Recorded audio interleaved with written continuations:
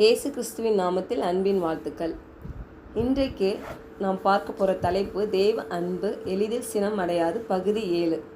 வசனம் கொலோசியர் 3:8. இப்பொழுதோ கோபமும் மூர்க்கமும் பொறாமையும் உங்கள் வாயில் பிறக்கலாகாது. தூஷணமும் வம்பு வார்த்தைகளும் ஆகிய இவைகளை எல்லாம் விட்டுவிடுங்கள். நாம் கடந்த சில நாட்களாக கோபத்தை குறித்து பார்த்து கொண்டு வருகிறோம். இந்த சுவாபத்தினால் தேவ பிரசன்னத்தை விட்டு தூரமாக இருக்கிறதை நாம் பார்க்கிறோம். இன்று மோசே தனது கோபத்தை வெளிப்படுத்திய முக்கிய சம்பவங்களையும் அதன் விளைவுகளையும் பார்ப்போம். முதலாவது யாத்ராகமும் 2:11-12 பார்க்கும் பொழுது, ஒரு எகிப்தியன் ஒரு எபிரேனை அடித்ததை கண்ட மோசே தேவனின் நேரத்துக்கும் அவர் திட்டத்திற்கும் முன்பாகவே அந்த அநியாயத்தை ஏற்றுக்கொள்ள முடியாமல் அந்த எகிப்தியனை கொன்று விடுகிறார். இதன் விளைவு 40 ஆண்டுகள் பயந்து வனாந்தரத்தில் ஓடி தப்பிக்க வேண்டியிருந்தது.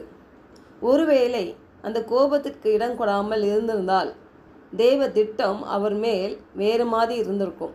இஸ்ரவேல் ஜனங்கள் எகிப்து தேசத்திலிருந்து முன்கூட்டியாகவே விடுதலை ஆக்குவதற்கு வழி நடத்தியிருக்கலாம். இரண்டாவது முறையாக பார்த்தோமானால் யாத்ராகமும் 32:19. அவன் பாளையத்துக்கு சமீபித்து அந்த கன்றுக்குட்டியையும் நடனத்தையும் கண்டபோது மோசே கோபம் மூண்டவனாகி தன் கையிலே இருந்த பலகைகளை மலையின் அடியிலே எரிந்து உடைத்து போட்டு விடுகிறார்.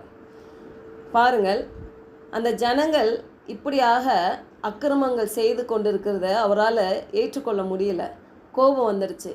ஏன்னா அவங்க விசிபிளாகவே தேவன் செய்த அற்புதத்தை, செங்கடலை பிரித்தது, கண்மலை உடைக்கிறப்போ தண்ணீர் வந்தது, இந்த மாதிரி எல்லா அற்புதங்கள் இல்லை, அற்புதமான டெய்லி அவங்களுக்கு அப்பம் கிடச்சிது, எல்லாமே அற்புதமாக தேவன் வழி நடத்தி வருகிறார்கள்.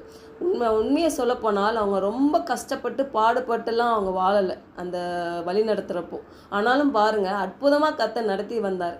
ஆனால் இந்த ஜனங்க கொஞ்சம் கூட அதை யோசித்து பார்க்காமல் கொஞ்சம் கால தாமதம் ஆன உடனே அவங்க பின்வாங்கி போகிறத பார்த்த மோசே தாங்க முடியாமல் கையில் தேவன் கொடுத்த அந்த கட்டளைகளை கூட பார்க்காமல் கோபத்தில் எரிந்து விடுகிறார்.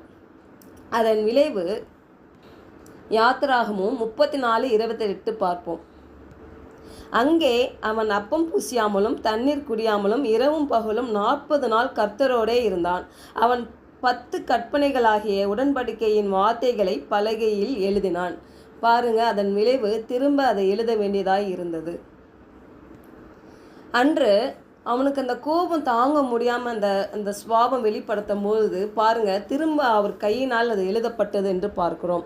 இன்றைக்கு கூட நம்ம அந்த சுவாபங்கள் சில வேளையில் தாங்க முடியாமல் நம்மளை மீறி கூட அந்த சுவாபங்களுக்கு நம்ம இடம் கொடுக்குறப்போ தெய்வ திட்டம் ஒருவேளை தாமதமாக கூட இருக்கலாம்.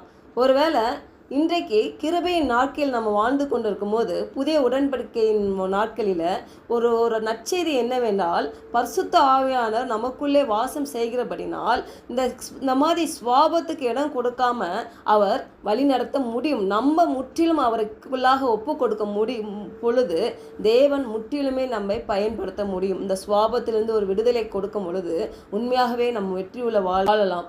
மூன்றாவது பார்க்கலாம். தேவன் மோசேயை பாறையோடு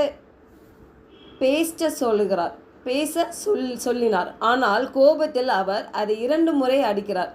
அதனோட விளைவு பார்த்தீங்கன்னா, மோசே வாக்குத்தத்தம் பண்ணப்பட்ட தேசத்துக்குள்ளாக செல்ல முடியாமல் போய்விட்டது.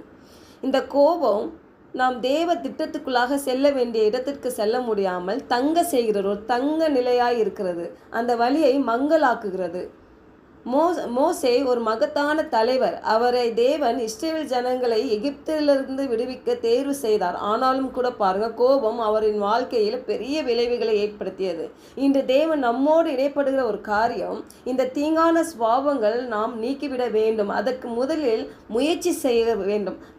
முயற்சி செய்ய தீர்மானம் எடுக்க வேண்டும். ஒரு டெசிஷன் எடுக்கணும். பாருங்க, நிச்சயமாக நம்ம வாழ்வில் தேவன் திட்டம் நிறைவேறும். இந்த சுபாவத்திலிருந்து தேவன் நம்மளை விடுவிக்க வல்லவராய் இருக்கிறார் என்று நம்ம முற்றிலும் அவருக்கு அர்ப்பணிக்கிறப்போ தேவன் நம்மோடு இருந்து நம்மளை வழிநடத்துவதாக இருக்கிறார். இந்த மோசே மூலயமா இன்றைக்கு நம்ம பார்த்த இந்த காரியங்கள், கோபத்தினால் வந்த விளைவுகள் பாருங்கள். நம்ம வாழ்க்கையிலும் கூட நிறைய இந்த மாதிரி சுவாபத்துக்கு இடம் கொடுத்து நிறைய காரியங்கள் நம்ம அனுபவித்திருக்கலாம்.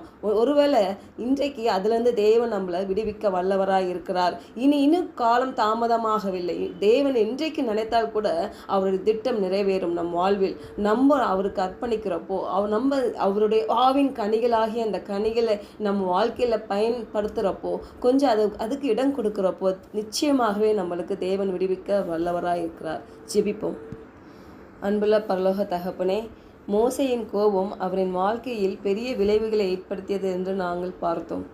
இன்று எங்களுடைய தீங்கான அந்த சுபாவங்கள் எண்ணங்களை நீக்கிவிட விட்டு கொடுக்கிறோம் அப்பா. நிச்சயமாக எங்கள் வாழ்வில் தேவனின் திட்டம் நிறைவேறும் என்று நாங்கள் விசுவாசிக்கிறோம். எங்களை அர்ப்பணிக்கிறோம். ஆண்டவரே, நீர் சொன்ன அந்த வாக்குத்தத்தங்கள் எங்கள் வாழ்க்கையில் நிறைவேறும் என்று விசுவாசித்து ஆண்டவரே எங்களை அர்ப்பணித்து இந்த வேலையில் ஜெயம் எடுக்கிறோம். இயேசுவின் நாமத்தில் ஜெபிக்கிறோம் ஜீவனான நல்ல பிதாவே, ஆமென்.